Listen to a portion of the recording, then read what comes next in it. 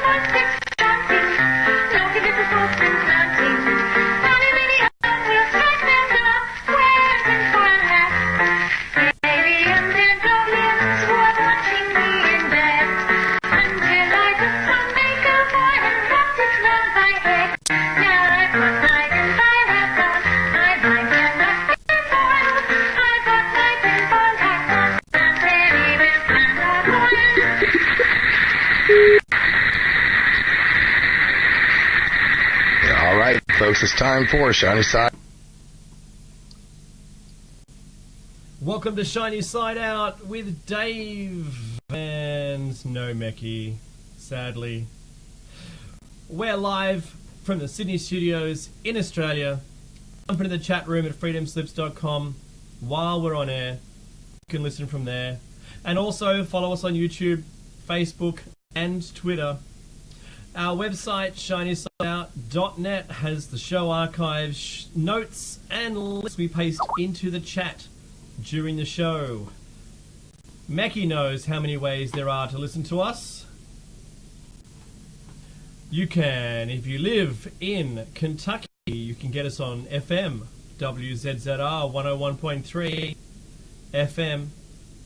You can get an app, and I'll read them all out. Revolution Radio, TalkStream Live, TuneIn.com, Radio Tuner, Spreaker.com, iHeart, Live 365, and our very own app written by me, Shiny Side Out, available on all the platforms. At home, you can listen to us either through the internet from freedomslips.com or on a Grace tabletop digital radio, or driving around in your car in a GM motor vehicle with a receiver-enabled radio. All of these are revolutions in radio, and I mean that. Also, please buy a CD of our 2013 season. We get half the revenue. None are purchased, or all those exciting purchases out there who are listening to all of the archives and the funny bits. Have fun with that. If you are in the USA, US of A, 347-688-2902, or call in via Skype. Just add Freedom Screen. But I'd love for you to jump into the chat room.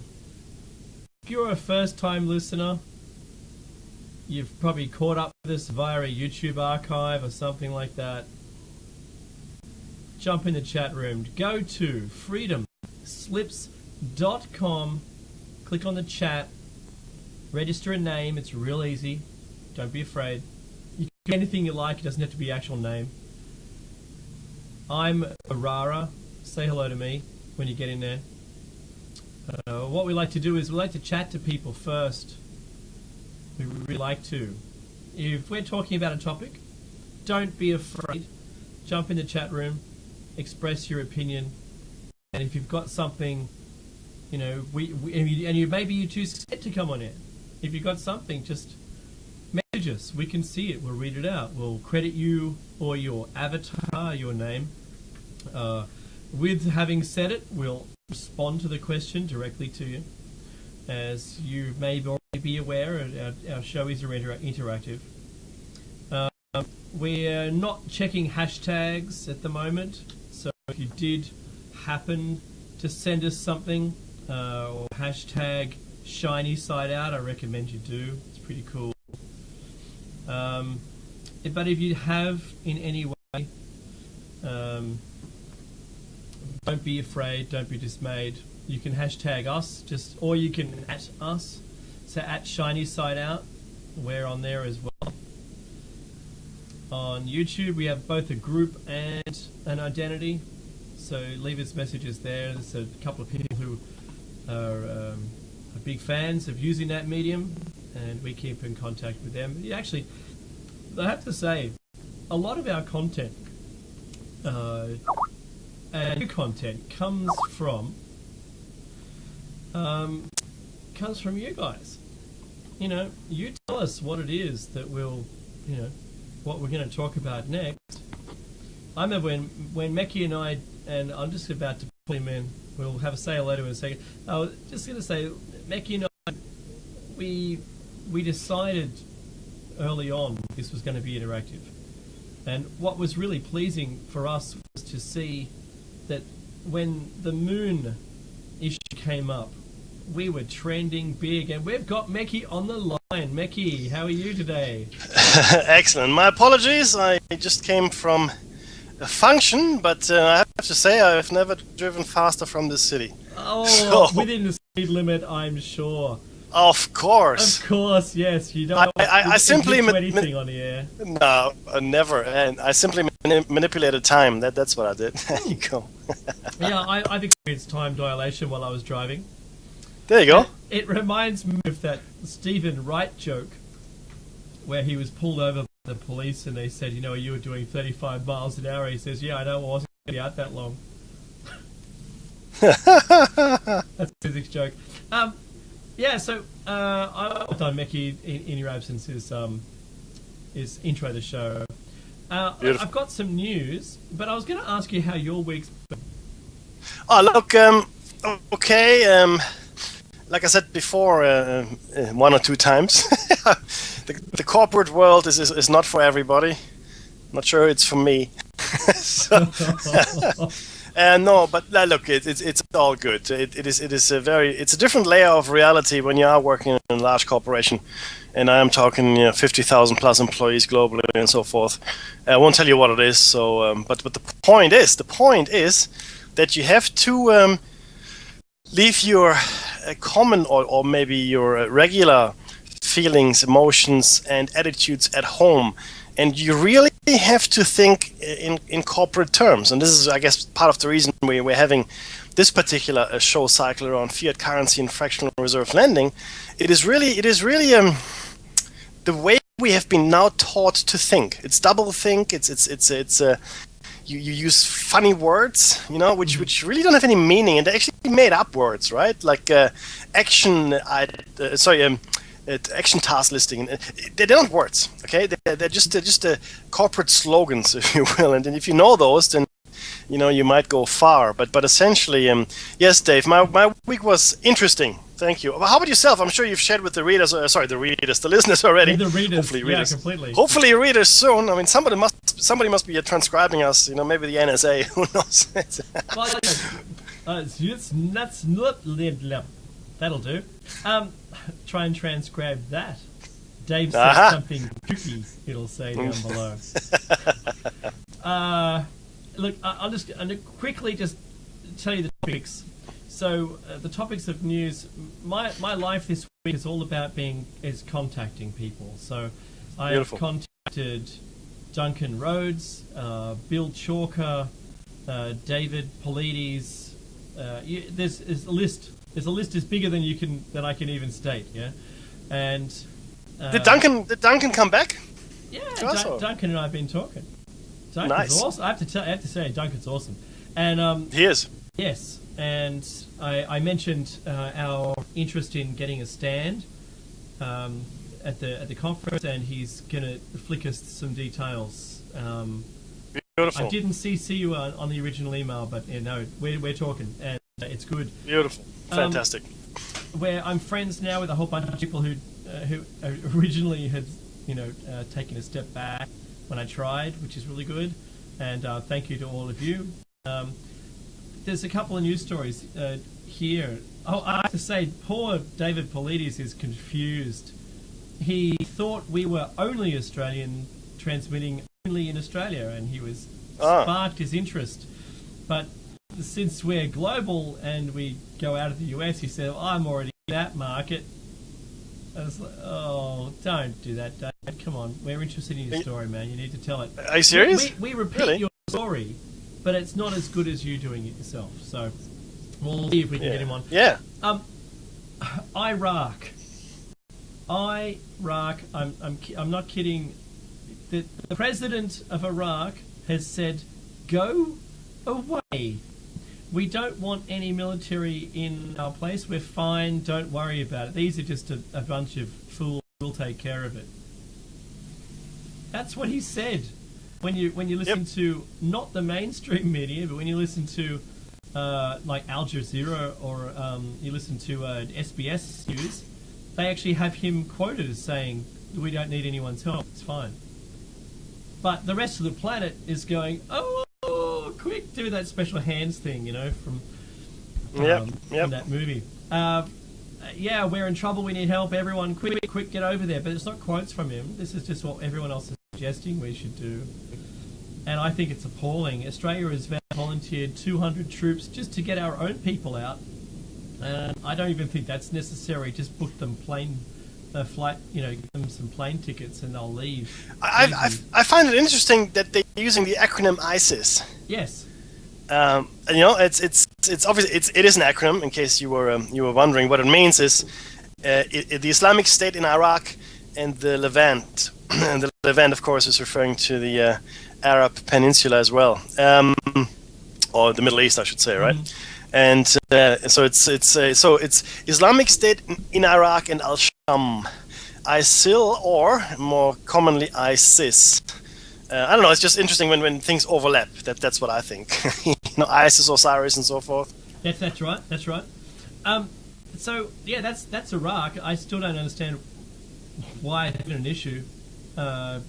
We shouldn't, like I said before, Becky. Imagine if it was China sticking their neck in everything. Yeah? Yep. Would we like it? I seriously doubt. We would be on the walls. We would be on the barricades. Exactly. We'd be protesting their horrible action on the planet. So let's not be too quick to step into this one. All right? And the 300. I agree. The 300 military advisors the US is going to send in. What's with that? Well, I don't know, but the thing is this. That's a lot of recently advice. I've been listening. It is a lot of advice, right? Advisors, sure, advisors. Now the thing is this. I've been listening to the news a lot recently, this week, in fact, around this.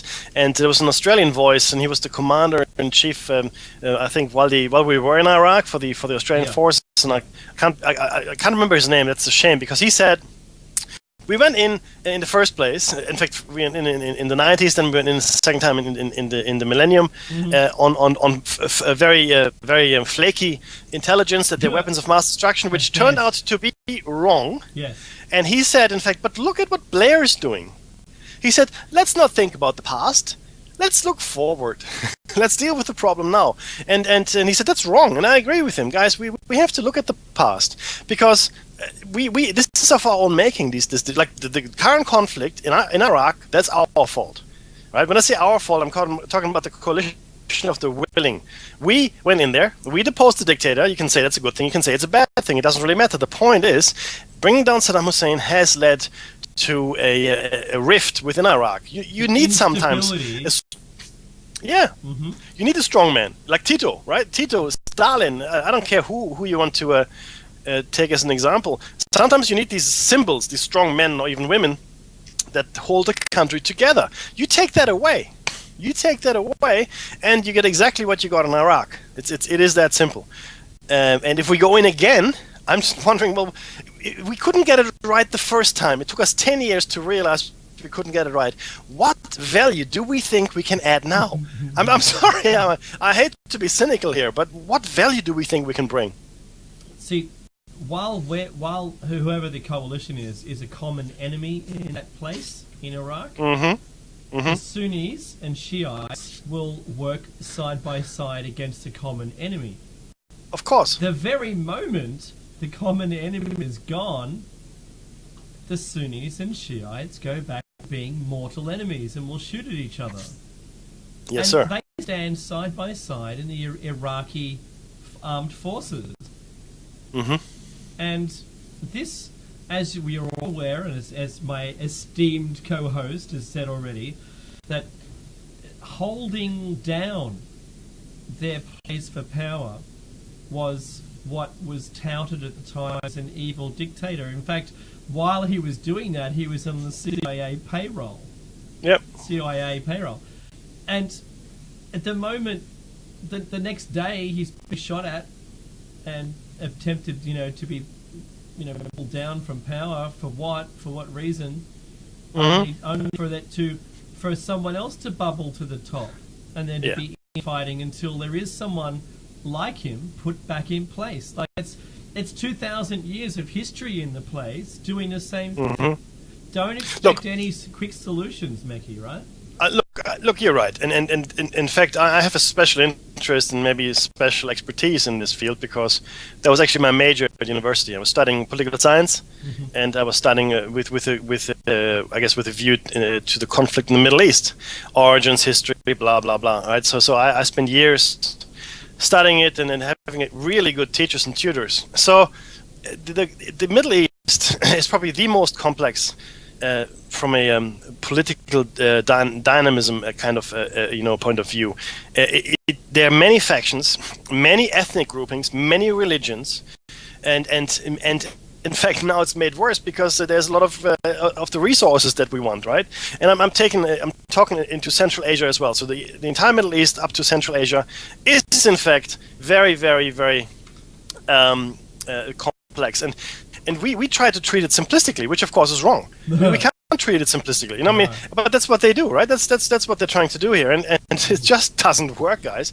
You have to give it its due. You have to understand that it is a very complex situation, and you can't just go in and start shooting. You gotta analyze it. You have to understand what is happening, and I don't think the Americans are willing to do that. No, if you're using the golden, ageless wisdom of hindsight, it was as though they were fighting a foe the same as themselves. To be honest, a singularity in there. Yep. You oppose that. It's all. Why did you know that? It's all, you oppose that the bad people, the good people will rise. Well, no, there's 5 or 6 bad peoples who want to win. So, all you do is you topple someone, send them off balance, and it's all on. But that's Iraq, and if anyone who listens to this station agrees going in is a good thing, again, honestly, rethink your thoughts and try and take what we've said on board as a reason just to step back and let it all occur. That's what absolutely happened a long time ago. Yeah. Just like poor old, rest in peace, Ernest Borgnine, who's made a comeback all of a sudden in Facebook as being said to have passed away recently, but Meki's just brought to light that was 2 years ago. Yeah, awesome. That's right. Rest in peace, Ernest Borgnine. So hang on. So what we've just found out here, just because it's on the internet, doesn't mean it's true. What a shock! It's true. That's right. And while I think I'm using that as one of my number one sources at the moment, the main source of my news comes originally from the ABC, which is not the American ABC, the Australian ABC, which is probably the most balanced news that we have. Most honest, and then I go looking for the original story if I can find it or more about it, and they arguably one of the best and most balanced, though it's always said to be out of favour with the current government whoever's in, but no, really they do it to everybody, so that has been fair. Meki, I was going to say the troops in the Northern Territory, it's just been announced this week that they're going to have an actual US base. Yep, that's They're correct. Build an actual US base, despite us having numerous US bases that aren't bases. Yeah, and I did. Yeah, you mean in quotes then. Pine Gap, yeah. Yeah. What? Who said that? Look, it is ostensibly an agreement between Australia and America. Recently we had our extremely intelligent Prime Minister Abbott going to the States, and Obama saying we really want the Aussies next to us in the foxholes. That's wonderful. what? Let's not talk up the war rhetoric here. Let's not just quite yet sound the horn and beat the drums, because the Chinese are watching. Okay, and no one is going to win there. There are no winners. If we want 1,000 or 5,000 or 10,000 Marines up in the top end, fine. What are they going to stop the Indonesian invasion when they send 50 million soldiers down? I think not. Well, so I understand that the Americans are shaky, but I also understand that they're running out of money. So I'm amazed that they built new bases, and this is not the only one that has been built recently. I mean, you've got a lot of bases now in the Central Asian republics, all right, and they are new because America had no presence there. They have got a huge presence, of course, still in Afghanistan, and well, you can say what you want, but there is a presence in Iraq. I guarantee you, they did not bring all the troops home. All right, that never happens. No, there's still people. Yeah, there's still people. Anyway. So we have a base up there. I mean, Dave, what is up with that? I didn't vote on that. There was no referendum, was there? Or no. Maybe I missed it. No. In fact, there wasn't even a promise. There was nothing. I mean, suddenly, our current politician goes overseas, comes back, and there's an announcement: we're going to create new bases, and by the way, we're getting a missile shield. When do we need that? Every day. Yeah, that's right. Well, I showed one of my friends the magnetic railgun, the Max 7 magnetic railgun. And we did some calculations, and 200 miles is the distance it can fire, which is pretty cool. That's means impressive. It can reach into space, and it's a non-ballistic. It's a ballistic, projectile, but without any combustibles. So Yep. It uses kinetic energy, and it's absolutely amazing. It's a revolution, and it means you can have a whole ship of projectiles and no explosives on board. Look, I know if I said this before, but back in the early 90s, my friends and I, we went to a whole bunch of different talks, and we went to one talk by Barry Smith. Barry Smith was a born-again Christian preacher who talked about a whole bunch of stuff, number of the beast, getting a number in your hand, on your forehead. He also talked about the Middle East, the things that would come, and a lot of the stuff he has said, and this is over 20 years ago now, 25 years, right, wow, has come to pass. Yep. One thing that he said, which made absolutely no sense to me at the time, and remember, this was 25 years ago, okay, and I know this, and I remember this because it was just weird. He said, when there is a weapon with a velocity factor of 7, or it's going to be called velocity factors of 7, then we can expect some really horrible things to happen, and that we should be wary, because that's one of the signs, as you put it. I couldn't make heads or tail of it. At the time I was researching it, velocity factor of 7 just did not make any sense. Then, when I heard about this new kinetic weapon, the railgun, and it was going at Mach 7. I all of a sudden, this dark and dusty recess of my mind spewed forth the Barry Smith thing, and what he had said 25 years ago.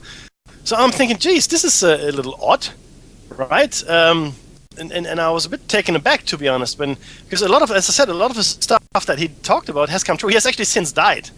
So I don't know what to make of that, Dave. I'm not really a terribly religious person myself, but it does give you pause when you hear things like that, Yeah, completely. I mean, the kinetic weapons on their own are. I was always look. I'm a non-violent person. Yeah, I don't condone violence. I don't like it. Don't like killing. Not even killing animals. I just don't like any of it. But when you got to do it, you got to do it. And one of the things I really liked was ancient history and the revolution in weapons that came about in that period of time. There was a weapon, a counter weapon, another counter weapon, and they ended up, if anything, it was the best example of how quickly technology can advance through, the need through a war or whatever it happens to be. Usually through peacetime, the evolution of anything, a society is quite slow. But once you get to a war of some kind, it's either for the technology they're displaying, or it's to try and better the others. And only when you get steep competition do you get the most advancement. Now, one of these things I think the railgun does is it changes the battlefield and all the platforms that it can be fired from, and lots of the loss of. I was a big World War II not a true historian on it, but I've always been fascinated with World War II and the weapons that they used. Also, what were the biggest calamities in World War II? How did it fail? What were the big military pushes that failed? What was the greatest loss of life? What was the loss of vessel? And the U-boat certainly was a big changing point. But when a ship was struck in the Pacific theater, in the air to sea or sea to sea, the biggest loss of life was because they had ordnance on board that were explosives based, and this will change that a lot. This is one of those game changers. So I appreciate the weapon itself, that it can fire to the horizon in less than 6 seconds. Is from the turret to the target, but it can fire over the horizon 3 times. Like, it's 3 times the horizon distance, and it really is an extraordinary weapon. I showed my friend whose jaw dropped while he was watching the demonstration. When we were listening to the dates through one of those many military videos, the dates were by the end of 2012 was Mach 7. So they were Mach 4 to start. They were looking for Mach 7, attempting to achieve that by the end of 2012 and have it deployed by 14. So that's now. So it's no doubt that they're going to be doing some refitting of ships and things. But that's all an aside, right? Despite all of this big military spend and everything going everywhere, it's being taken out of our pockets. It's coming from us. That's the only place the money's coming from. Because I heard this week that the government is looking to reduce or eliminate the solar rebates. Is that right? Altogether? Yeah, altogether. I know they stopped the program where you actually had a really. It was great. It was actually worth money. You also resell it to the power company. So that's a shame, because Australia is probably the world's best placed country for solar energy. Yeah, completely. For value for sunlight. Yeah. Yeah. Treeless. We've got deserts. We have a lot. Yeah. But we've actually got one of the highest uptakes per person of solar per household because of these. So what is the reasoning? What is the reasoning? Did they give a reason for that though? Yeah, because big coal is paying for everything. So we're talking about coal, and coal's direct threat is solar. Right, okay. And I made a point of this on our Shiny Side Out Facebook pages this week, was to point out that it's clear where the opposition to climate change, coal. We've got a lot of coal, Mackie. I have to say, if we've got anything, we've got a lot of coal. And what's the second most unfavourable thing that you could have? Yellow cake. Or uranium. Oh, really? Yeah, we have a lot of that. That's true. We have a lot of that as well. Now, we've got a lot of what people don't want right now, and the only way to talk it up is to ignore climate change. Yeah. So these are some of the measures I think that they've taken, is to try and keep selling it. They wanted to expand the coal port and not ruin the Great Barrier Reef at the same time, just to sell more coal, and that doesn't even look like we'll have. I think we'll be wearing it as ornaments at some point. Yeah. We'll start building houses out of it. We'll find another use for it other than burning it. We're going to have to, because by the time they built the largest coal, the coal, what am I looking for? Making the coal mine, and started to build. There you go, beautiful. Ship this stuff. Thanks. We'll be onto a renewable. Now, there's countries all around the world now that are working on their renewables and getting towards targets of 100% use of renewable energy. And as long as we're not, we'll be the last ones by the look of it. Yes. Yeah, it's pretty sad. That's all I'm going to say. No, look, it is. And the thing is, Australia is perfectly placed for all of that because of our relatively small population base. So introducing things like that would not be catastrophically expensive, like it could be in the States, for example, So we would be a great test bed if you want for these things. But anyway, it's... Well, if they're last ones, it's okay. It won't hurt. One of the things another thing that I saw that was really interesting. Like these are some really interesting stories, right? Number one, Craigslist. There was a Craigslist ad. Whoever hasn't been on Craigslist, you should just at least have a browse. There was an ad asking for crisis actors for Houston in July. Yeah, I saw that. And Weird. I want to know what's about to go down.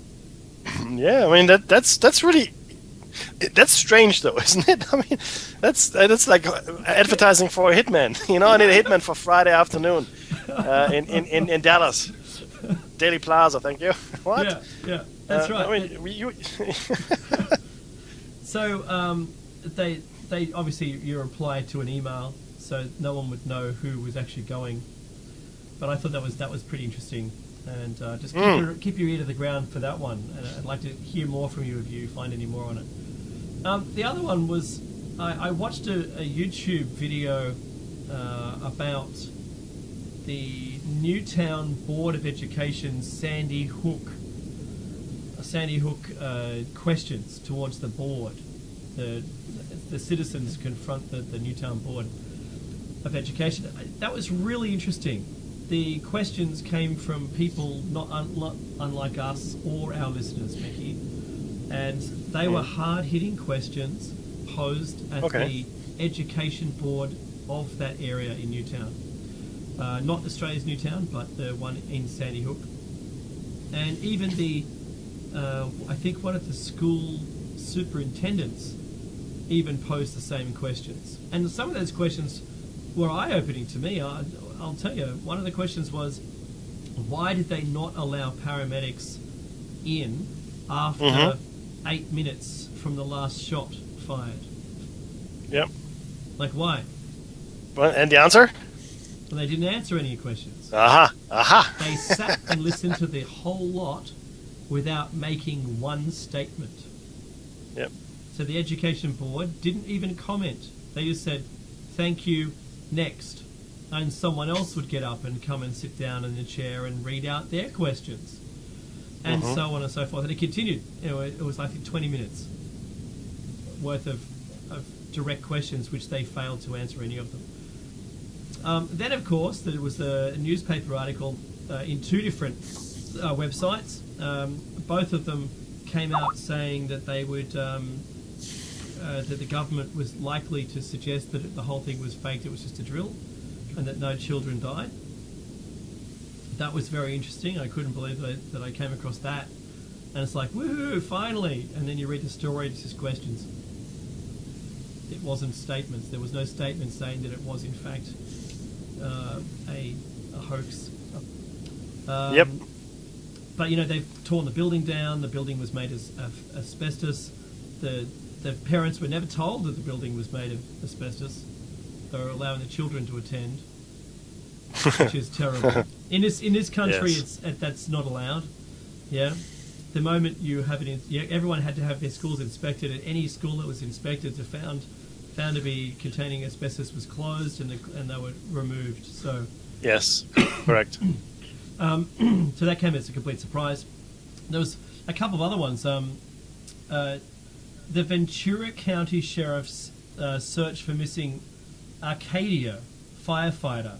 He was only in his underwear and a t-shirt at the campfire or something, and he ran. This was David Paulides posted this one, and the firefighter, right, fit young fellow with his dog. His dog just ran off into the bush. He ran off after it. Wasn't seen again. Gone. Oh, okay. Right. There was another one that I didn't write down here, and another one. A lady who is she's a hiker, professional hiker. She writes stories about hiking, real stories. So Okay. this is where I hiked. She's like a taster at a restaurant. She does the hiking trail notes for everybody. She was about 10 paces in front of the group and disappeared. Disappeared. Never to be seen again. She didn't run away. It's her job. She does it for a living. And she disappeared. Yeah. there's Now, some look, strange sorry, disappearances, Mickey. well, look, that is right, and we did cover this off, especially in the national parks in America. I mean, if Yeah. you study any forested area or any wilderness area, I believe that you would come up with similar statistics to that were found to be true in the United States, and you would probably find similar opposition from the whoever department is in charge of. Yeah, you would find resistance on releasing that information, so you'd probably have to do a hard time finding it. But the point here is, I believe that in these areas and globally, there seem to be anomalies. Are they faults in space? I mean, we discussed multidimensional reality, right? Is a lot of the quantum physical, a lot of the theories that are now floating about require up to 32 extra dimensions. 11 is more common, and these are usually thought of as being rolled up and tucked away within our dimension, because I'm talking about spatial dimensions, right? Not just an abstract dimension. So yeah, Dave. Look, there's something going on, and I think we know a lot less than we think we do. I am all for the scientific approach to things, and we must do it. We must find out what it is. Mm-hmm. Sometimes, though, as I said before, and I don't want to encourage any haters here, we have to maybe think about another approach. Maybe we have to go with a more intuitive approach when you can't gather empirical evidence. Because what if these things are moving? You know, what is it? What if there's an energy that we hitherto haven't discovered yet, and maybe it reacts to intelligence or sentience? I don't know. I have no idea. But the point is, there is something, right, Dave? And our normal scientific methods, whatever they might be, don't seem to be enough to I guess, crack the mystery that we see here. No, completely. You know, and I'm glad you said science, because I'm going to segue this into, and we made this promise, Mickey and I, when we started this show, that we're going to bring you, the new and exciting things in science, things that that are just announced. And I have to say that the World Today news brought, and mind the pun, brought to light, keyword is light, a new study which finds that UV may be physically addictive. Ultraviolet light exposure to your skin may in fact be addictive. So, wow, really? Yeah, it comes from America. Researchers from the Massachusetts General Hospital conducted experiments on mice which showed them becoming addicted to UV light. It showed the lab animals displaying physical signs of withdrawal when they were denied access to UV rays. It also said, it goes on to say that it's the same symptoms as being addicted to heroin or, ice or crack or any of those other chemicals. So once they were given the blocker, their addiction stopped. Their symptoms stopped of it. So it was very interesting. And only when they were shown the UV light again, even though they can't see it, when it was exposed to their skin, they felt much better. So I thought that was extraordinary. An extraordinary news story. Yeah. Wow. It is, in fact, my friend. Yeah, because remember, our addiction to sunlight is only around vitamin D, without which we can't process other vitamins. So that we do need it, in fact. And I'm gonna paste the link to the story in the chat room, because I think it's very it's worthwhile. And also I'll put that the Arcadia Firefighter into the chat room as well. I'm sorry that I missed that. I was talking too much. Oh boy! But look, outside of that, I have to be honest. It's been a crazy week with a lot of happenings, and this. I've seen the same UFOs, videos coming out as brand new over and over again. This week was all about saying, "Nope, seen it, faked, seen it, maybe, possibly real." There was one video that I liked a lot. It was the infrared vision of lights in the sky flying by and laser pointers, which was really neat. And when they targeted on the object would sometimes, not always, but sometimes give off a bright flash. Not a reflection of it, but some 5 or 10 seconds later would flash. And if you saw the object for 30 seconds, it didn't flash in any of that period. Only when it was targeted by the laser pointer, or maybe the Argon handheld Argons, which are banned in this country. You can't own one. But if you were to shine it on this object, it would respond to you. It showed like a response. All done in night vision, all very cool. But they weren't the convincing ones because they look like satellites. Whereas there were a couple of objects in the same footage which were very close to the ground and very large, disc-like, that zoomed by rather than being up in the star field. And I thought that I felt that they seemed more legitimate than any of the others, rather than just being orbital, debris or some other excuse that I tried to come up in my head. Because we're not armchair debunkers. We're actually trying to pick the wheat from the chaff. Yeah. Look, and we're not just interested in sprouting forth whatever we pick up from the net or books or conversations or research, but we do try to get to the bottom of it. And if there is a doubt, we will present it to you. If we have dismissed it as an obvious fake, we won't bother. We won't bother, and it's not just something that we will do. I mean, if other people have come to the same conclusion, and then we take their judgment as well, we won't bring it to you. But if there's a doubt, or if it's newsworthy, and if anything that raises your awareness is newsworthy, we think, and any mystery should be explored. But if it's an outright hoax, then of course we would not see that. And you're right. A lot of people seem to be reposting and recasting even articles, not just videos, but entire articles, just changing the timelines a little. I don't know what the purpose is of that, to be honest with you, because it doesn't take very much to get behind the truth of it. You just go to the original article, and if you do a Google search with the same search parameters, you will get the original article or the original video. So guys out there who are doing this, no point really. Just making it a bit harder for us. Yeah, and that's the tough bit. It's the old video that came out again and again and again was the alien standing by the ship that takes off. And the Australian guy with the alien in the backyard grass. So he's standing on the second floor of a building and he hears something, walks outside, and there is an alien poking through the grass, its face through the glass. And it's not the kind of thing that you would expect to see. No.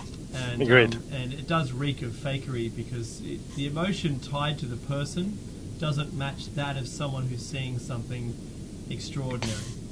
Yeah. So, and now, besides it not looking real. Yeah, well, there's the string dangling. What? Yeah, no string here. We can see your hand.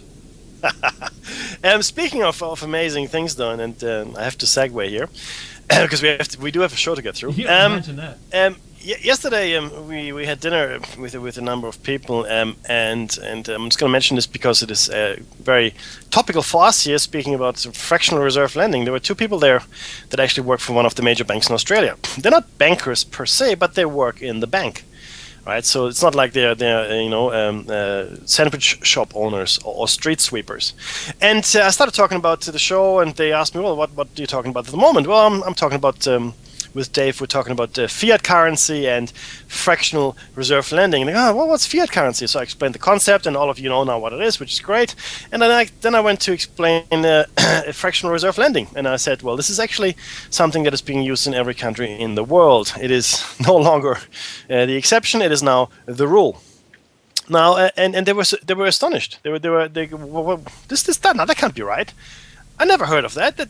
How can you make money how can you create money out of nothing? I said, well, it's the biggest con that has been perpetrated on the human race that I'm aware of, and it's a long con too. And then I urged them to Google the banking wars and look at the American resistance to a central bank and how that was circumvented in 1913, I think it was, or 1912, and so forth. I mean, if you have the interest, then go into your own research, right? But I was astonished, and this is the amazing part. That's what I'm talking about. That two people working for a bank, a large bank, in fact, had no clue what fiat currency is. Number one, and number two, did not know that or what fractional reserve lending is. I mean, if those guys don't know, then what chance do you have? I mean, really, do you know what I mean?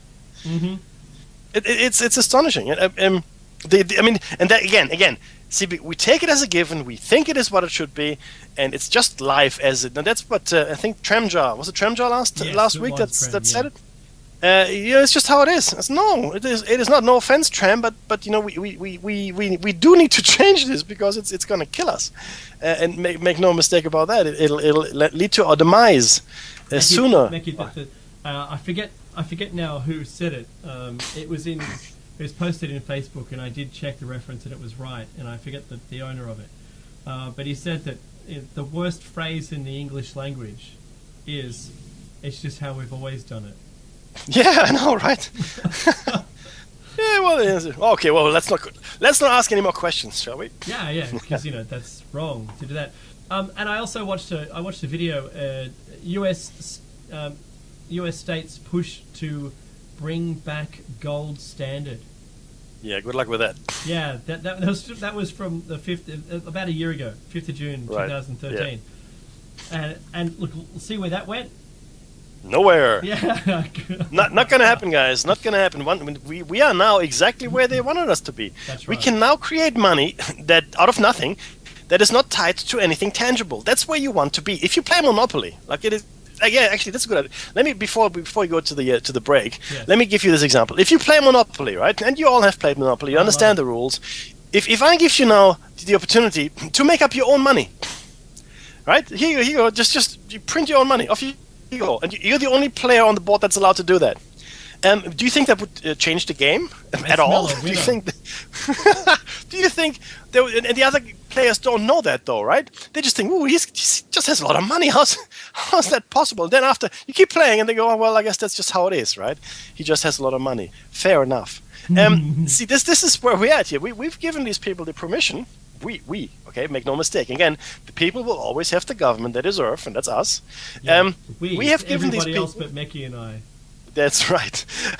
We have given them permission to, actually, Dave and I as well, because we've never picked up a gun to actually fight for this, right? So we have given them permission to do this by our inactivity, yes. by the absence of action is action as well. Absence of action is a very clear choice. Just because you don't make a choice doesn't mean you haven't made the choice, if you know what I mean, right? So if you choose not to vote, for instance, that's choice, and your choice there is not to vote, which means that I didn't vote for him. Yeah, well, exactly, you didn't vote for him, nor did you vote for the other guy, nor did you start your own political party. So you can't just say, sorry? No, well, that's right. Did you even vote? No. That's the thing. Yeah. Yeah, Gerber, casino, right? I know. The house always wins, and we can't see the house anymore. A good point, though. So look, but this is the truth of it. This is the truth of the matter. We cannot abrogate our responsibility. We cannot simply say, oh, look, it doesn't really. I can't change things. It doesn't. I can't affect the system. Blah blah blah. Well, no, individually probably not.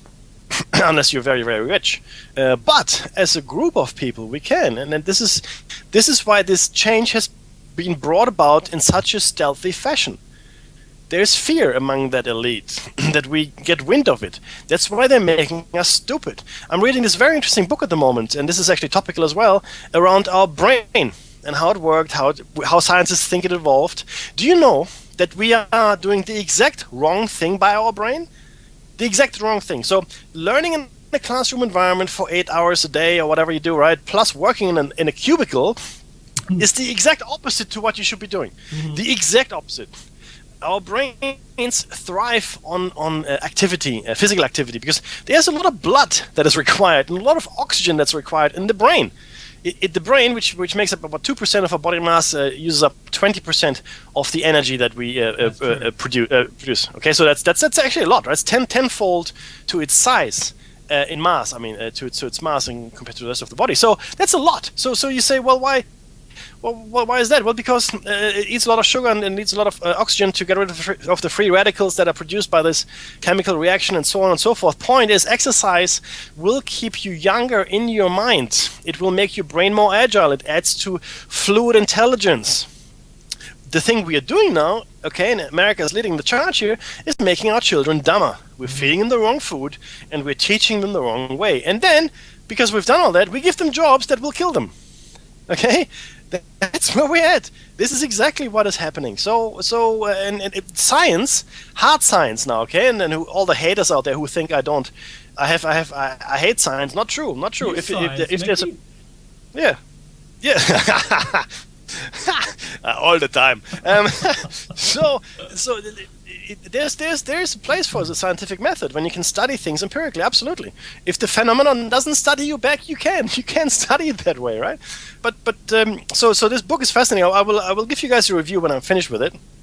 But bear in mind that these studies have shown that exercise is crucial for our intelligence and activity into old age. Okay, Alzheimer's and dementia, all these things are significantly decreased in old age if we keep an exercise regime up, like within reason, 2 to 3 times a week, 30 minutes at a time, walking. This maybe a bit of weight training as well, a little bit of jogging if you want to, but you don't want to overdo it either. So it's important. And again, we're doing the wrong thing, and we've been, but that's the way it is, isn't it? That's just Dave. That's the way it is, right? No, come on. In fact, if you were to, if you know how to do a Rubik's cube, I'll show you one down there. If you can do that while you're walking, it's a multiplier. Yeah, so your brain gets smarter and your body gets fitter than if you only walked, and smarter than if you only did it sitting down. Yep. And so we are creatures who are meant to be on the move. So I don't suggest we put treadmills in each class that actually powers the building. Why not? I think that's a great idea. They've got bicycles now that hook up to PlayStation so that it only works while you're pedaling. Yep. That's actually clever. Yep. But for the most part, Meki, I just want to take it just before we go to the break. Sure. I'm going to just drag it in another direction. I was having a conversation with one of my friends, and she's great. And I was posting the Sandy Hook. There was a news story out, but it really wasn't that newsy. It was more just questions. It was about Sandy Hook being fake. Yeah, and she said it's awful, and she was coming from the humanitarian point of view. Like, not how dare I, and she was very careful in how she worded it. She was being diplomatic with me because she's a friend, and yet at the same time she was trying to post to the other readers who would possibly see the thing that I posted. And she said something really interesting. She said that, well, Meki and I, you and I, Meg, we have a lot of exposure to the world that from a different side of the box. Yeah, we're outside the box, we're looking at it, we can see a different facet of the box, the face of the box. And with our exposure to all the information that we're exposed to, that doesn't seem so out of the ordinary for the US government to have faked the entire Sandy Hook thing for crisis actors, for the whole thing just to be a drill, which is what the news story was all about. And I said, yeah, but they played it as real, and they played you for chumps, and all they did was, pull out the file out of the drawer. Let's try and get gun control done and dusted this time. Maybe it's enough. Yeah. If nothing had been enough, this should have been enough. To be honest, right? Yeah, completely. Your children are getting shot at school. Yeah, because that is horrific. No, not just children, young children, right? Yeah, that's right. And yes, it's horrific. But for it to not be real it was the mind blower. And then comes all this, this Carl Sagan quote: "Anything that you claim to be incredible needs incredible, proof." Yeah, well. Yeah, and I said, and it's our conversation between each other. But she was being very diplomatic, and I was trying equally to say, you know what, you're living in the box that they've designed. They've designed the box. They designed the arguments that you're allowed to ask and the questions within that box only. Yes. In a comfort zone. They made the cushion you're sitting on, and that's it. That's all you're allowed to comment on is a cushion. Mm-hmm. You can't comment on the box. You can't even know the box is there, but it's there. Mm-hmm. Isn't that right? So for our listeners, it's like shooting fish in a barrel. I mean, they know all this stuff already, yeah?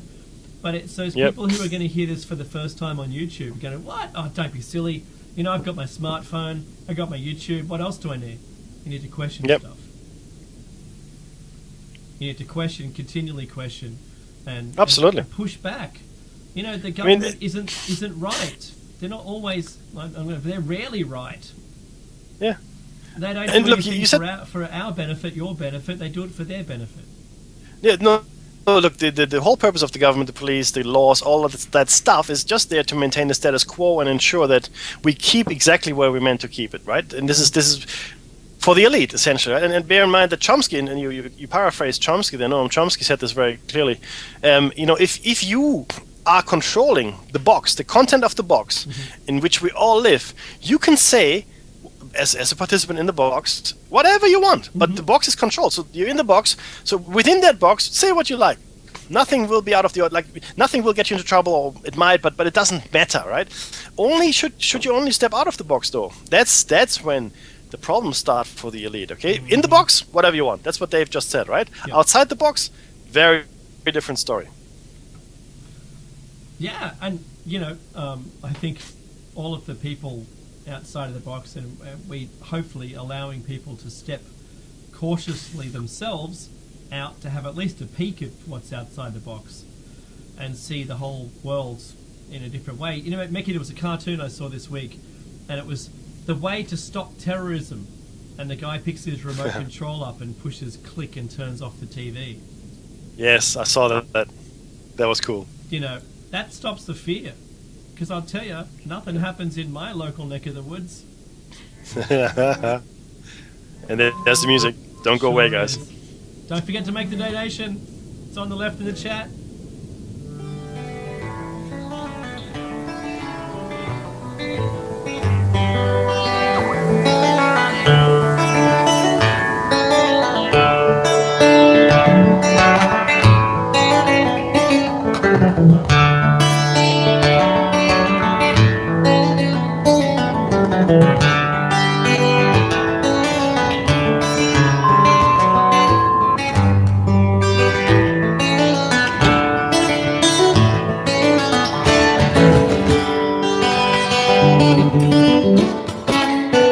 Listen at Revolution Radio at freedomslips.com, and we'll be right back after this message.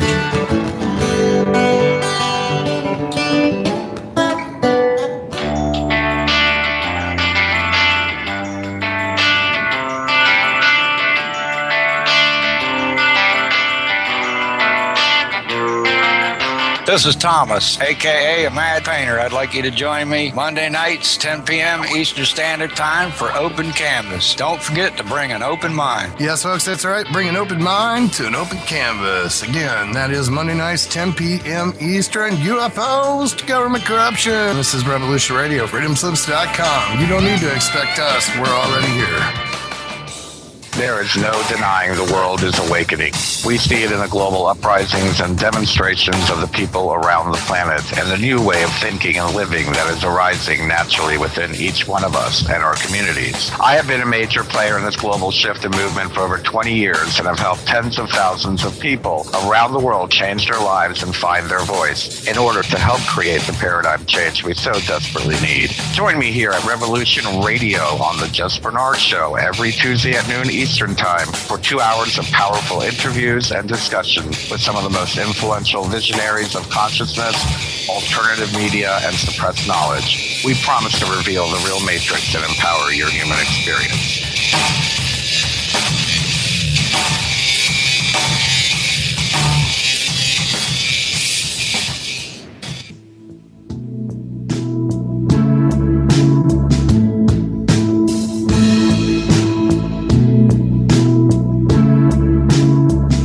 Is your data safe? Do you have the necessary information to assist you in confidently living through just about any survival situation?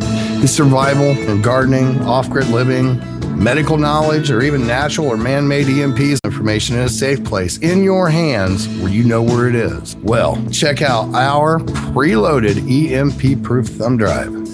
Over 3 gigs of survival documents and how-tos, plus the USDA offline food preservation website, and much, much more, including a surprise bonus we just can't tell you about here. With plenty of room left over to store your most important documents. Imagine if a megavirus or a computer failure took out your bank, or all the banks for that matter. Are your banking records safe in your hands? So when they get things fixed and repaired, you can say, hey, look, this is what I had. You have it. I want it back. Is your personal data safe? Family records, addresses, phone numbers? Well, squeeze on over to freedomslips.com. Yes, that's www.freedomslips.com. Click the banner on the homepage for the EMP-proof bullet drive to get the full scoop of everything that we offer. So, folks, keep your data safe for your peace of mind. Revolution Radio, freedomslips.com. You don't need to expect us. We're already here.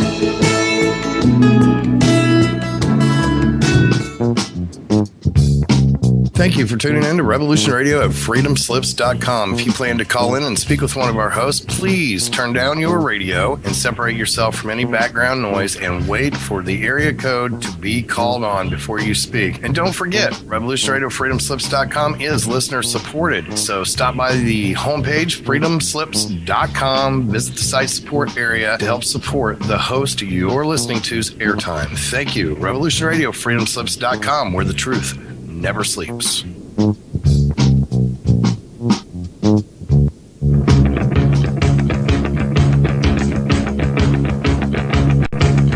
Revolution Radio.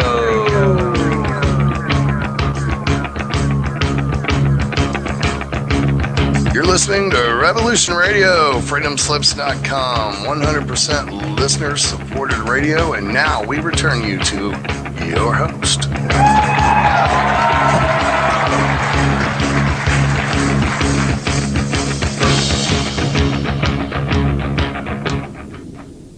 And Meki's not quite at his seat. There I am. The bathroom is too far away from my seat, my friend. You're back with Dave and Meki Shiny Side Out on freedomslips.com. That's right, as Hawk said, the #1 listener-supported talk radio on the net. Since it is listener-funded radio and you like what you hear, please go to freedomslips.com and push the donate button on the site support page. It's on the left in the chat, like I suggested before the break. Your donation is greatly appreciated and helps run this station. Yes, help support our airtime. I'd like to say hello to all the new listeners, and we do have many more subscribers now. This week's been awesome. Hello to all of you, and we're glad to have all the new people in the chat room on board as well. We're halfway through shoe number 120. One. No, 120 and 100. 120 and 100. I thought it was 121. It is. Yes, 1 and and 100. 20. Yes, of course. And to all of you, sadly, we forgot to mention something very important. Merry or happy, significant solstice to you. Yeah! Woohoo! Yeah. For all of you who are taking photos with your smartphones right now at the what's that place in England called, Mackie? Pagan Stonehenge, Yay! Glastonbury. Yes. Do it for us because we're not there. Yes. Thank you.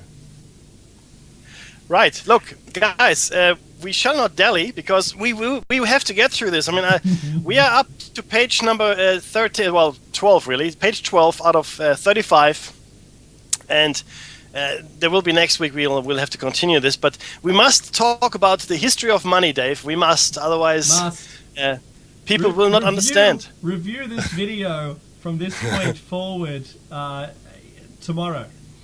Yes. Okay, look. For my reaction. Tally sticks. I will, because I'm running it in parallel. So here we go.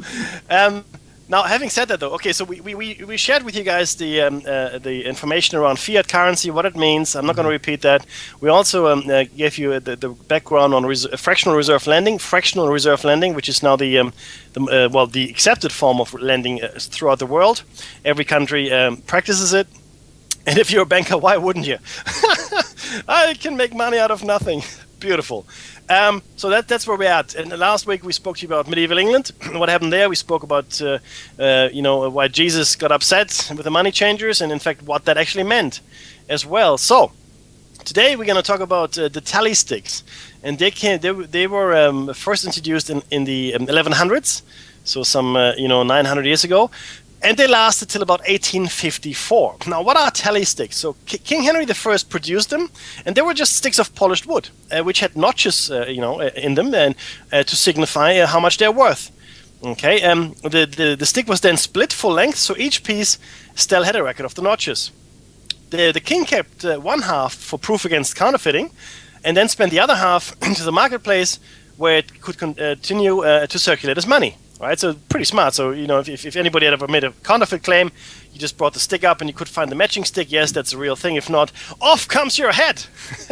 He could have, right? Now he could have used anything, obviously, right? Real though. This is the point here. As long as the people agreed it had value. And his willingness to accept these sticks as legal tender made it easy for the people to agree. And money is only as valuable as people's faith in it. And we explored that notion with the fiat currency, because that's the only thing that makes our money valuable at the moment, right? Our faith in it. Okay, so now it seemed to work really well, that tally stick system, for about 726 years. In fact, it was the most successful form of currency in recent history, and the British Empire was actually built under the tally stick system. Did you know that? You probably did not. But how is it that most of us have never heard of it? In fact, I was not too familiar with it until I did research for this particular show. So why have we never heard of it? No. Oh, wait. Come, Mr. Tallyman, tally me banana. Ah, yes. It has survived. Now, what does it even mean, right? And if you listen to the song, you go, oh, well, I don't really know. It's a reference to the tally sticks, believe it or not. Mm-hmm. Now, in 1694, the Bank of England, at its formation, attacked the tally stack system. They realized, and this is the bankers, I should say, that it was money outside the power of the money changers, which is the very thing that King Henry had wanted to do. Okay, now what better way to eliminate the vital faith people had in this rival currency than to pretend it simply never existed and not to discuss it? If I don't mention it, it's not true. It does not exist. In German, this is a proverb, Schweigen. I can't remember how it goes now. But the essence of the proverb is: if you can silence something into death. Mm-hmm. Right, that is really the essence. And this is what happened here. Now that seems to be what happened when the first shareholders in the Bank of England bought the original shares with notched pieces of wood and retired the system. Let me repeat this.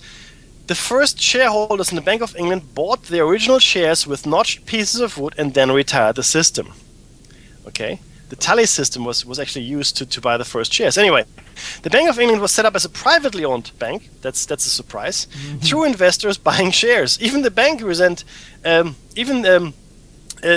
even the bank's nationalization is not what it at first may appear, right? They resent nationalization, so they don't want to become nationalized. It is independent, right? The resources unceasingly multiply, and dividends continue to be produced for its shareholders. Right? It doesn't matter if it's nationalized or not, essentially. Right? And they might not like it, but it doesn't make a difference in the end. Now, these investors whose names were kept secret were meant to invest £1.25 million. But only £750,000 were received when it was chartered in 1694. It then began to lend out many times more than it had in reserve, collecting interest on the lot. Now, we are familiar with that concept. It's called fractional reserve lending. Lending out a bucket load more than you actually hold in reserve. Now, this is not something you could impose on the people unless you had prepared something. The money changers needed to create the climate to make the formation of this private concern seem acceptable. So what did they do, right? Now, again, we talked about usury and how the Bible doesn't allow it. In fact, the Quran doesn't allow it, and so forth and so on. King Henry VIII relaxed the usury laws in the 1500s. And the money changers flooded the market with their gold and silver coins, becoming richer by the minute. Okay, as soon as that the interest charging laws were relaxed. The English Revolution of 1642, which most of you probably aren't aware of either, was financed by the money changers backing Oliver Cromwell's successful attempt to purge the Parliament and kill King Charles. What followed was 50 years of costly wars, costly to those fighting them and profitable to those financing them. Nothing has changed. Nothing has changed. People say, wars, there's no profit in war. It just destroys things. Yeah, sure. There's no profit in the people. Sorry, for the people fighting it, like the soldier on the ground. They're not going to get rich, right? No. They're going to get dead. And in fact, most civilians have no use for war. No, you have to look at the people that finance the wars. They finance them. That means somebody is giving someone money to buy weapons and soldiers and whatever, and they have to be paid back with interest. Can I say the name? Those are the guys. Can I say the name? Sorry? Can I say the name? Again? The name. Oh! I said it. I didn't. Now I said it. So Halliburton, I want to make sure here that Dave said it, not I. Of course, you're correct. Of course, you're correct. And it's not just Halliburton. It's McDonnell Douglas. It's Boeing. It's. You're right. In fact, anybody who is invested. In fact, it's the Disney Corporation. Believe it or not, it's anybody who's invested. He's right. That guy. Yeah, it's the military industrial complex that Mr. Eisenhower, now Mr. of course, well, he's no longer with us, but the former president has warned us of in his final farewell speech so long ago, and we had his daughter on recently. It's just shocking, guys. Anyway, all right. So let me continue with this thing, all right? Okay, so profitable to those financing them. So profitable, in fact, that it allowed the money changers to take over, and this is where it all started, guys. Okay, from in a modern sense, to take over a square mile of property still known as the City of London. Not the City of London, but the City of London. Mm-hmm. I know, it gets complicated, okay? And it is, to this day, one of the three main financial centers in the world. And I would go as far as saying it probably the most important financial center in the world. The City of London is not the City of London. The City of London is the square mile that houses all the banking and finance concerns within London, okay? Now, the 50 years of war, we're talking about the 1642 war, left England in financial ruin, right? So the government, the country itself, not the bankers. The government officials went begging for loans from, yes, the money people, okay? And the deal was proposed that resulted in the government sanctioned privately owned bank which could produce money from nothing, essentially legally counterfeiting a national currency for private gain.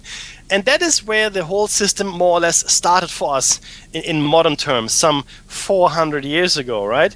The English made a deal where the government would allow the money people, the bankers, the money changers to start producing the money and making it up, because it was not tied to anything, and the government signed over that right because they were bankrupt and the money lenders were helping them out. Yes, it is the kings and queens of England that sort of, I guess, sold sold it all out from under us. Okay, now the politicians had a source from which to borrow all the money they ever wanted to borrow, and the debt created was secured against public taxes. You pay taxes so the state can pay back the debt that's created to create the money in the first place. That sound crazy too? Yes, it is. It's actually insane. And if you should do yourself a favor and watch Zeitgeist, the most recent documentary those guys produced. Money is dead. I know it is counterintuitive, but the truth is that today money is dead. In fact, it's all dead. Interest is dead. Taxes are dead. It's all dead, and we will never ever pay that off, that debt. It's not possible. You will never be able to pay it off. Okay, it's not going to happen. Now you would have thought that somebody had actually seen through this and realized what was going on, and they could produce their own money and owe no interest. But instead, the Bank of England has been used as a model, and now nearly every nation has a central bank with fractional reserve banking at its core. Boom. Right? Now, what? Yes. Now, these central banks have the power to take over a nation's economy, become that nation's real governing force, and what we have here is what I call the long con, okay? It's the long con which has been perpetrated on us, has been going on for, in this particular format, for 400 years, but much longer in its inception. Okay, much longer in its inception. And it has become really blatant when they decided to get rid of the gold standard. Yeah. Now we have to tie this currency to nothing. It is worth nothing, and that's okay because we all believe it's worth a lot. Okay? And as I said, these people we had dinner with, really good people, by the way, very smart, did not even know what fractional reserve lending is and what fiat currency was, and they work for a bank. So, and most people don't know this. And I speak to people a lot, Dave. I'm sure you do too, right? Mm-hmm. But people just don't know this. They go, well, fractional reserve lending. And you know what the problem is, though? These things have been abstracted so much that regular folk and our educational system doesn't really help. But people have been removed from the reality of it through layers of abstraction. Right, so money has been abstracted. What banks do has been abstracted, and people now believe, oh, you got to be really smart to work in a bank. No, you don't. I mean, it helps, but you don't have to be really smart to work in a bank. In fact, if you run a bank, right, and if you're one of the banking elite, the only qualification that you need is absolute callousness and a complete lack of any moral fortitude. Okay, if you have no ethics, bingo, you will get the chairman's job, because that's what it requires. Once you've seen through the gigantic scam that's being perpetrated upon us. Okay, so now, and this is we've explained this as well. This is actually how it works these days. So the country sells bonds to the bank in return for money it cannot raise in taxes. So essentially, in America, in Australia, it doesn't matter. In the UK, the government has what's called government bonds, pieces of paper that the government says, well, this piece of paper is worth $5 billion. Boom, right? And then it takes that to the bank, the central bank, and goes, look, I go ahead and, in fact, in the States, it's called the Treasury, right? Sorry, it's called the Federal Reserve Bank. So the Treasury goes to the Federal Reserve Bank and says, here's $10 billion in bonds. I want you to print that up. And the Federal Reserve goes, yes, sir. And off they go, print it up. And that money is now owed to the Federal Reserve by the Treasury. Okay, so the government now owes that money, and the bonds are held in escrow, if you will. The bonds are now securing that loan that the government just received from the Federal Reserve. You say, that's not right. Yes, you're correct, it isn't. But nonetheless, it is the truth. What are you going to do? So, see, the thing is, the problem is, though, there's no way this can ever be repaid. It just cannot happen, and it'll eventually collapse in on itself. And I made that point as well to a number of people. And they go, no, Mackie, that can't be true. No, it is, and that's why the banks were not allowed. That's why we could not allow the banks to fail. Because if we had allowed the banks to fail, the entire system would have been exposed. Do you know how Obama said that we can't allow the banks to fail? They're too big to fail. No, they're not too big to fail. If we allow them to fail, the system would collapse because we would realize, maybe for the first time, that this system no longer works. But instead what happened, they took your money, well, not so much Dave and my money, but in the States they took your money and gave it to the banks. Why? Because we had to perpetuate this giant pyramid scheme. So what happens when a pyramid scheme is discovered? Well, the people lose faith and the whole thing collapses, so that could not happen. So we just pump more money into it, which the bankers then used to pay them well-deserved bonuses, right, for all the hard work they had been doing in creating money out of nothing, because that's a hard day's work, I tell you. Oh, yeah. So that's what happened. So they've taken your money and gone, well, you're dumb, aren't you? Thank you very much.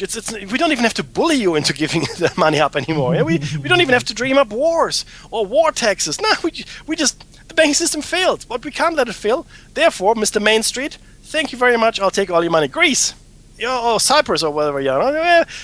And trust me, this will happen again and soon. Okay. Now, if the government were to find a way, though, to pay off the debt, okay, the result would be that there would be no bonds to back the currency, right?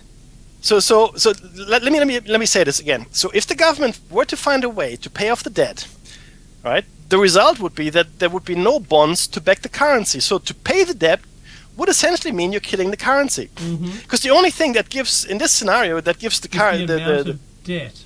Yes. That your currency has. You're crazy, right? Yes, it is. It is crazy. Absolutely, it's crazy. Now, with its formation, the Bank of England soon flooded Britain with money, right? With no quality control and no insistence on value for money, prices doubled with money being thrown in every direction. And that's what we call inflation. Inflation is an artificial construct. I had this when people explain, when I tried to explain to people what inflation really is, because again, people just accept it. Oh, yeah, it's inflation, CPI, consumer price index, blah blah blah. Why do we have inflation? Why do we have inflation? Do you ever ask that? Ask that question. In fact, you should ask the question, why is the sky blue? I can tell you why, but I want you to find out for yourself. Because those are questions we never ask, because you just accept the sky is blue. It's blue. It's blue. CPI, inflation, it's all real. It's there, it's there, it's there. No. Ask yourself why it is there. Ask yourself, why is there inflation? Once you've done that, we'll talk some more. Now.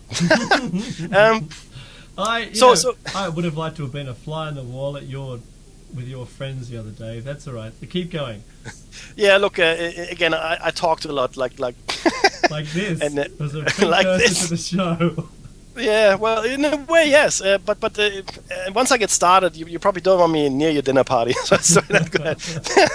Same with Dave, though. By the way, don't get him started. Now, so one company was even offering to drain the Red Sea.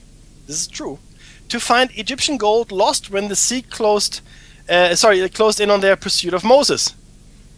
Okay, let me repeat that. I'm sorry. Again, I'm not very religious. My head's swimming. Go.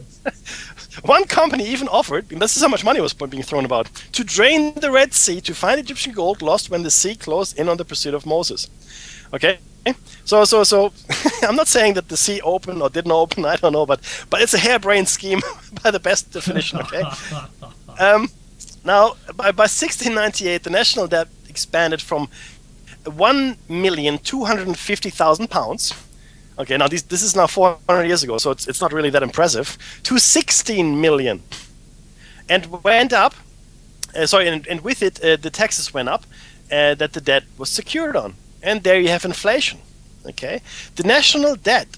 I mean, think about it. That's a tenfold, and actually a 12 or 13-fold increase of the debt. In today's terms, catastrophic as well. Now, this is hard to believe, but in times of economic upheaval, wealth is never destroyed, right?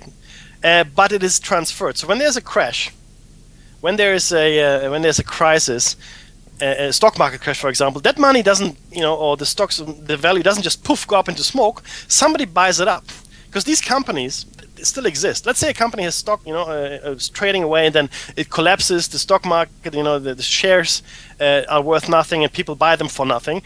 But the people that had money invested, of course, are now penniless, and they jump off the roof of the house. But whoever bought the shares, the majority, maybe they have tangible value, because the concern, whatever it might be, still exists. That's the reality, right? Mm-hmm. The paper has lost value, yes, but the bricks and mortar still exist. Okay, that's really important to understand here as well. And until you've actually sold your shares for the greatly lost value, you haven't realized the loss. But as soon as you have sold your shares, you have realized a virtual loss on paper. Okay, so don't confuse the map with the territory. Okay, the map is not the territory. The share is not the value. The share is a virtual representation of a true value. So companies have true values. Well, sorry, not true. In the .com era, they didn't. Okay, I'm going to quickly give you an excursion into the .com era. In the .com era, you did not have to have a company with value. You just had to call yourself something.com, and people would invest money and give you value. Okay. Mm-hmm. In fact, Facebook still doesn't know what it has as a product. It's worth billions. But what's the product of Facebook? Well, the product of Facebook ostensibly is you and me, any Facebooker, right? That's the product, the data that we willingly willingly share with strangers. Okay, yeah. Now take all my pictures, please. Yeah, my child's pictures. Yeah, take them. Oh yeah. Then all my personal data, I have it. It's all yours. Everything about me. Yeah. Yeah. And you know what? This, it's crazy. But that's what people are like. That they know our psychology, guys. They know our basic psychology. Make no mistake about Facebook. That is all part of the plan. I know that sounds extremely paranoid, but guess what? This is the shiny side out. So, now, what's happening is those who benefit most when the money is scarce are, of course, the money changers. What a surprise, right? So it is in their best interest to create these crises, these collapses, because eventually it'll just come back into their pocket. Who do you think will have the means to purchase all of this when everybody's having a hard time? Yes, that's right. The people that hold the reins, the people that control the stock markets, the people that control the whole damn game. Now, when the majority of people are suffering through depressions and so forth, like we did in the 1920s, yeah, I guarantee you that a minority of people continue to get rich, and that's the point that Dave and I make as well, right, Dave? We've said to you before, if all hell breaks loose and there's a collapse or a zombie apocalypse or a invasion from the Uranians, whatever, it doesn't really matter. Yeah. The people in charge, the people that already have all the wealth, they will be okay. Yep. It is us, regular Joe citizen and Jane citizen, that will be left holding the bag. You say, "Oh, hang on, what? But I didn't need. No, help me too, please. Where's my bunker?" No. But see, all they do is close the door to protect themselves, and we're left to whatever happens. Bingo, right? And you can be sure that the elite, and I'm not talking about the money changers and whatever. These are just people working for the real elite, right? Yeah. The real elite is a smaller number, I believe, and maybe Dave is with me on that, incredibly old, certainly bloodlined to a whole bunch of other elites, but they can close the door to their spaceship.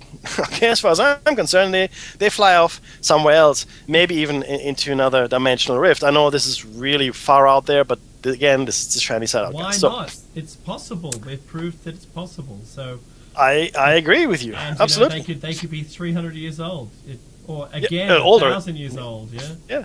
Again, I would probably say older. Now, so even today, the Bank of England expresses its determination to prevent the ups and downs of movements and expressions. However, there have been nothing but ups and downs since its formation, with the British pound rarely being stable. And that's just an example currency here, okay? Now, there's only one thing, however, that is stable and has been growing: the fortune of the Rothschilds. Yes. Cue the evil music, Wagnerian in scale. 1743, guys. This, yeah, that's. Now I believe that truly something was started here, and the Rothschilds became one of the key instruments of the true elite. I'm not proposing here that the Rothschilds are the elite, and I don't think they are. I think they may now have been able to buy their way in, potentially, some of them. Like in the olden days, remember when the gods elected to bring some people up to Mount Olympus and that they became gods in their own right, like Hercules and so forth? Okay, so what happened though? I mean, people talk about the Rothschilds a lot. Okay, in fact, they're not called Rothschilds at all. In German, Rothschild means red shield. Red shield, okay? Now, a goldsmith named Amschal Moses Bauer, yes, he was Jewish, and no, we're not vilifying the Jews here, like I explained in the last show. It is an unfortunate coincidence that Amschal Moses Bauer was Jewish. Very unfortunate for the Jews. Now, he opened a counting house in Frankfurt, in Germany, okay? Frankfurt am Main, not Frankfurt an der Oder, in former East Germany.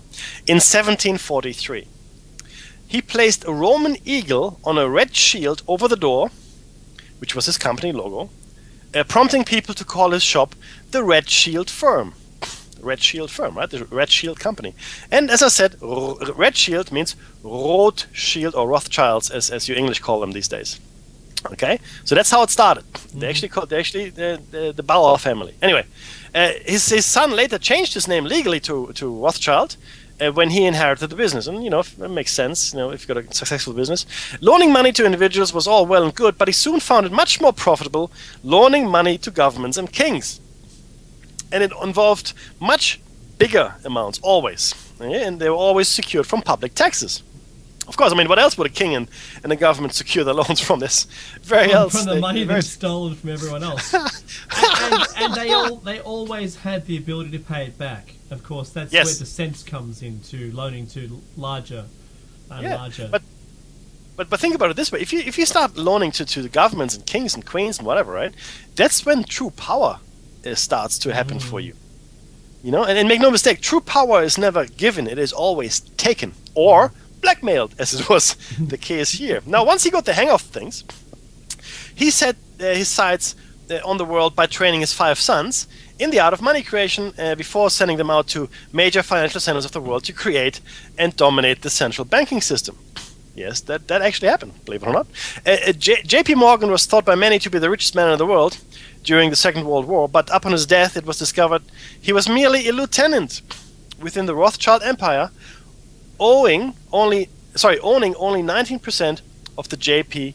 Morgan companies. 19%. Wow. Okay, so not really a major shareholder there. Now, there's a comment here, a quote from a 19th century French commentator. I will endeavor to give you guys the name at the next possible opportunity. But he said there's but one power in Europe, and that is Rothschild. Now, let's visit. Now, you understand how the Rothschild started here. Okay, now let's visit the American Revolution, 1764 to 1781. Okay, you're familiar with that time frame. Good.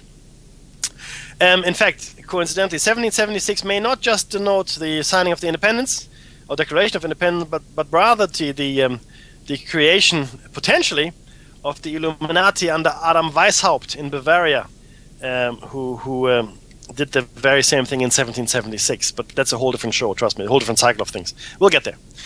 By the mid-1700s, Britain was at the height of its power, the empire where the sun never sets and all that, but unfortunately it was also heavily indebted. Very, very, very similar to what the Americans are experiencing today. In fact, so badly indebted that they had not much way out of it. So, since the creation of the Bank of England, there had been 4 costly wars, and the total debt now stood at 140 million pounds. We're talking in the 18th century. We're talking 300 years ago. That was a bucket load of money. We're talking trillions in today's terms. 140 million pounds. Okay. In order to make the interest payments to the bank, though, the British government set about a program to try and raise revenue from the American colonies. Ooh, do you know where we're going with this? Largely through an extensive program of taxation. Can you say no taxation without representation? The very reason for the American Revolution. Now there was a shortage of material for minting coins in the colonies. So they began to print their own paper money, which they called colonial script. This provided a very successful means of exchange and also gave the colonies a sense of identity. Makes sense. Now, that colonial script was money provided to help with the exchange of goods. It was debt-free paper money, not backed by gold or silver. It was. Let me repeat this. It was debt-free paper money, not backed by gold or silver. And more so, it was not issued by a central bank. It was not issued by a central bank. During a visit to Britain, which happened in 1763, the Bank of England asked Benjamin Franklin how he would account for the newfound prosperity in the colonies. So why is it that you were so successful there? And this is his reply. Very simply put, in the colonies, we issue our own money. It is called colonial script. We issue it in proper proportion to the demands of trade and industry to make the products pass easily from the producers to the consumers. In this manner, creating for ourselves our own paper money, we control its purchasing power, and we have no interest to pay to no one. Guess what? There will not be any inflation either. That was the end of that. Now, America had learned that the people's confidence in the currency was all they needed. Again, that's true. And they could be free of borrowing debts. That would mean being free of the Bank of England. You see, and I just want to make a quick excursion here into a mindset. If you drill into your history if you drill into actually understanding what it means when somebody says no taxation without representation and so on and so forth, and then understand the background of it, all of a sudden our history makes a whole lot more sense, right, Dave? Yeah, it's so true. I mean, you really have to understand what happened, guys. Anyway, now, in response, the world's most powerful independent bank used its influence on the British Parliament to press for the passing of the Currency Act of 1764. Ooh, what might that be? It would be a question. Okay, now this act made it illegal for the colonies to print their own money. Shock, horror, and forced them to pay all future taxes to Britain in silver or gold. Shock, horror. Okay, and surprise. And this is what Benjamin Franklin had to say about that. In 1 year, the conditions were so reversed that the era of prosperity ended, and the depression set in to such an extent that the streets of the colonies were filled with unemployed. Okay? Now, this is another quote from Mr. Franklin. The colonies would gladly have borne the little tax on tea and other matters had it not been that England took away from the colonies their money, which created unemployment and dissatisfaction. The inability of the colonists to get power to issue their own money permanently out of the hands of George III and the international bankers was the prime reason for the Revolutionary War. And that's from Mr. Franklin's autobiography. Okay, guys, everything needs to be understood properly. Okay, yes, there was a tax on tea, the Boston Tea Party, no taxation without representation, la la la la la. Having the right to issue your own money, which was debt-free and in proper proportion to the size of the economy, was the true trigger for the Revolutionary Wars. Okay. Now, by the time the war began, on April 19, 1775, much of the gold and silver had been taken by British taxation. What a shock! And now, bear in mind, this was 11 years.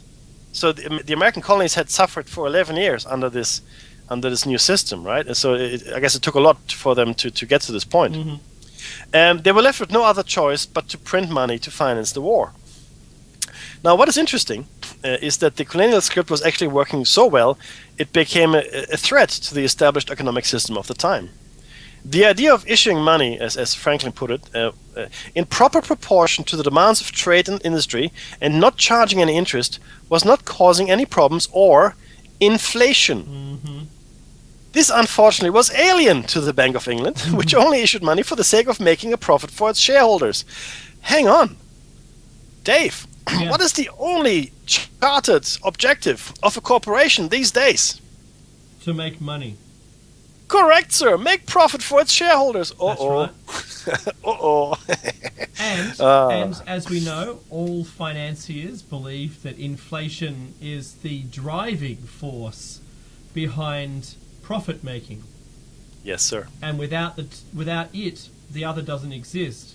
No yes, inflation, sir. No profit. So, you know, I dare say that Benjamin Franklin was on a good idea. Yep, and that idea was gonna be repeated going forward as well, as we shall see. Unfortunately, not successfully. Now, in 1781, 4 years later. Correct. Robert Morris, an arms dealer, suggested to allow the Bank of England, to allow the setup of a Bank of England style central bank in the United States. So he suggested we should set up a central bank ourselves. Now, desperate for money, the $400,000 he proposed to deposit to allow him to loan out many times that through fractional reserve banking must have looked fairly attractive to the, at that point, impoverished American government. Now, already spending the money they would be loaned, no one made a fuss when Mr. Morris couldn't raise the deposit, and instead suggested he might use some gold which had been loaned to America from France. So one's in. One's in. It's already been loaned to them. Yeah. Again, this is like a Ponzi scheme upon a Ponzi scheme. Yeah. It's really quite amazing. Now, so one's in, and this is all it takes. One's in. He simply used fractional reserve banking when we discussed this, and with the banks a growing fortune, he loaned to himself and his friends the money to buy up all the remaining shares.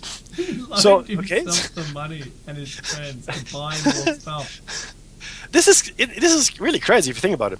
The bank then began to loan out money multiplied by this new amount to eager politicians, who were probably too drunk with the new power cash to notice or care how it was done. And this is really the important thing here as well. And let me sidestep for a second.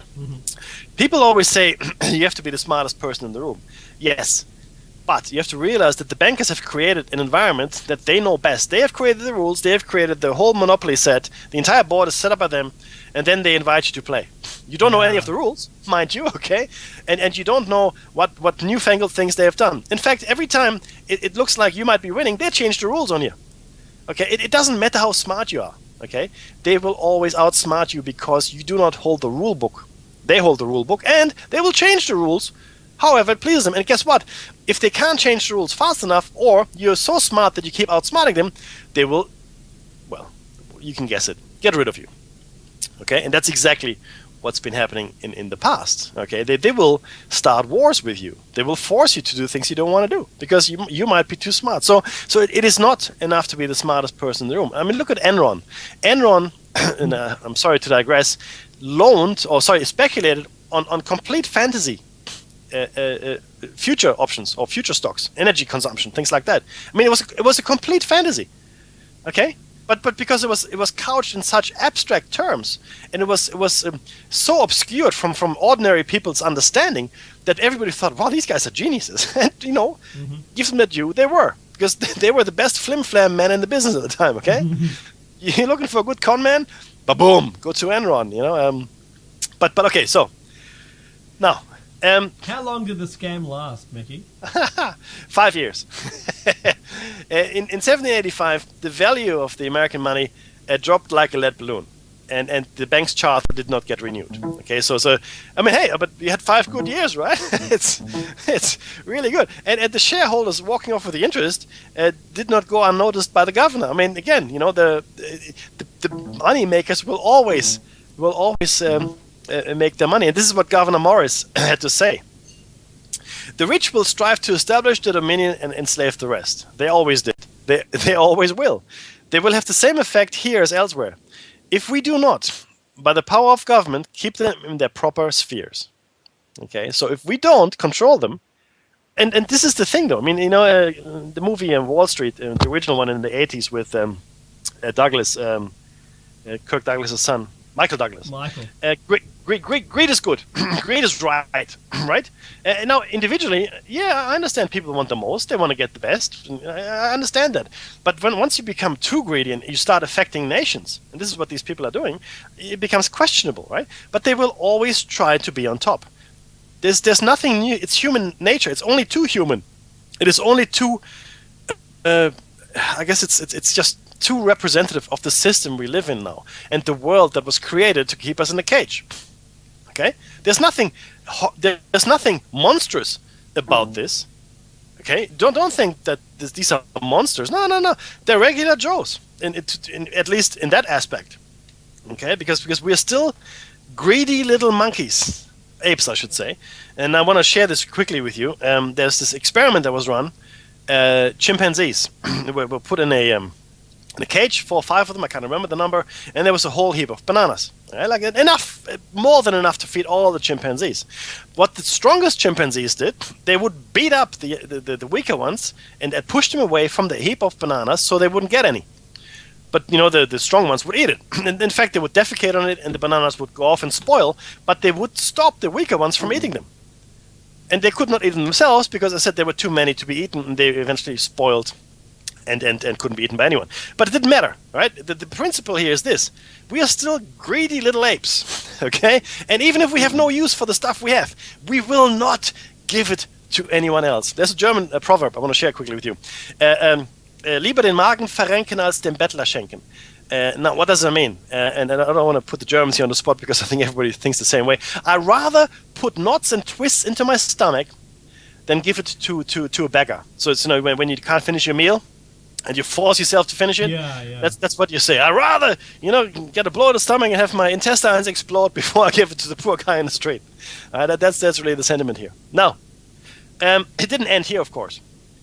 Yeah, that bank failed, but it went further. Now, this is the first Bank of the United States, which went from 1791 to 1811. So for this bank actually ran for 20 years. And in 1791, there were a lot of new politicians, right? And they thought, oh, well, you know what? Maybe we should give this another go. The first Bank of the United States. You know, let's create it. And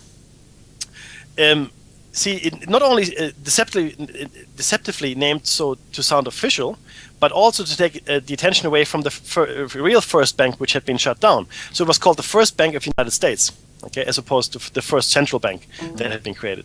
Its initials, however, gave a clear indication that Americans were once again being taken for a ride. BUS, okay, Bank of the United States. And true to its British model, the name of the investors was never revealed. So you did not know who actually owned this bank. Again, not a government institution, privately owned, as we have seen. Now, having gotten away with it a second time, some of them probably wished Amschel Rothschild had picked a different time to make his pronouncement from his private central bank in Frankfurt. And this is what he said in 1790. Let me issue and control a nation's money, and I care not who writes the laws. That's what Meyer Amschel Rothschild said in 1790. And he could not have been more right. Let me issue and control a nation's money, and I care not who writes the laws. Now, it's okay, nobody was listening. Nobody read Hitler's diaries either. Right? No, well, he was very clear. If you had read Mein Kampf, and he wrote that well before he came into power, in fact, when he was in prison, right? Anyway, you know, nobody read it, so who cares anyway. Now, the American government borrowed $8.2 million from the bank in the first 5 years, and prices rose by 72%. Total coincidence. Not related at all. Now, this time around, the money changers had learned their lesson. They had guaranteed a 20-year charter. Okay? So they had been guaranteed a 20-year charter, so they could operate for 20 years. Not like the first bank, which failed after 5 years. But bear in mind, prices rose by 72%. In the first 5 years. That's just insane. Now, the president, who could see an ever-increasing debt with no chance of ever paying it back, had this to say, and this was Thomas Jefferson in 1798. Thomas Jefferson, 1798. I wish it were possible to obtain a single amendment to our Constitution, taking from the federal government their power of borrowing. Taking from the federal government their power of borrowing. Okay? Now, while the independent press, who had not been bought off yet, called the scam a great swindle, a vulture, a viper, and a cobra, they were pretty much toothless. But the independent press, at least, had that to say. These days, the press says nothing, Dave. Have you heard the press say anything negative about the banking system? No. No, sir! In fact, What a surprise! They only ever talk it up, as though it's always going to get better. It's never a current picture. It's always how wonderful everything's going to be. Yep. And even over a week, if you listen to a 1 week's broadcast on the stock market, our stocks are down on a 1 day, average. Mm-hmm. But they're only 0.1 down. It's it's going to be great. Tomorrow we're looking forward to it, getting better. But if you look over the 6 months, it's down heaps. Oh, they recovered today, 0.2%. That's nothing. That's just profiteering. Yep. Yeah. But see, we're being so bamboozled by this whole stock market thing. I mean, we have stock market updates every minute, every hour, every second. Mm-hmm. If you turn into CNBC or Reuters or whatever it might be, any financial channel on cable, whatever, you're bombarded with what I would call useless information. I mean, are people really hanging on these ups and downs of the share prices? I mean, bear in mind, this is all gambling. Unless you've got a massive amount of money, you cannot control the share price. However, if you do have a massive amount of money, and that's the flip side here, you can. In fact, they do. Yes. Why? Because it's profitable. That's right. Come on, guys, get on the bus here. Don't get under the bus. Get on the bus. Now, to go back to America though, and 1798, as with the first real bank, the government had been the only depositor to put up any real money. Okay, with the remainder being raised from loans the investors made to each other, using the magic of fractional reserve lending. Magic. When time came for renewal of the charter, the bankers were warning of bad times ahead if they didn't get what they wanted. And the charter was not renewed. Bow. You know what happened? 5 months later, Britain had attacked America and started the War of 1812. What a surprise. What a shocker, right? We want our money. Well, the bankers were right, though. Bad times are ahead. There's going to be war. Meanwhile, I shouldn't laugh. This is too serious, right? But I can't help it. Meanwhile, a short time earlier, an independent Rothschild business, the Bank of France, was being looked upon with suspicion by none other than Napoleon. Ooh. He didn't trust the bank. And this is Napoleon. You have to understand. This is all parallel. Okay, these guys lived in parallel. So Benjamin Franklin was a contemporary to a young Napoleon, I should say.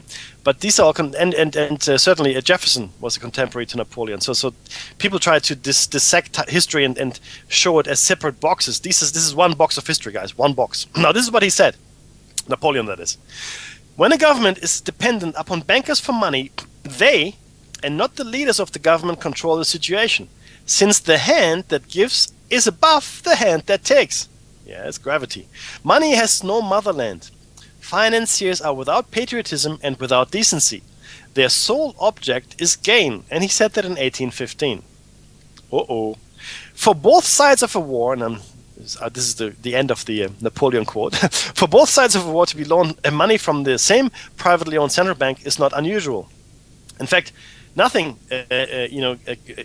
generates debt like war does. A nation will borrow any amount to aim its to further its war aim. So naturally, if the loser is kept to the last straw in vain hope of winning, then the more resources will be used up by the winning side before the victory is obtained. Okay, so if you keep the other guy in the game, the guy that is winning anyway has to borrow more. More loans are taken out, more money is made by the bankers. And even more amazing, the loans are usually given on condition that the victor pays the debts left by the loser. So who loses?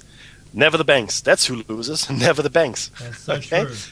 So in 1803, instead of borrowing from the bank, Napoleon sold territory west of the Mississippi to the third president of the United States, Thomas Jefferson, for $3 million in gold. And that was known as the Louisiana land purchase. You may be familiar with it, right? Purchase. Right? And that was ostensibly to of course, finance his wars in Europe.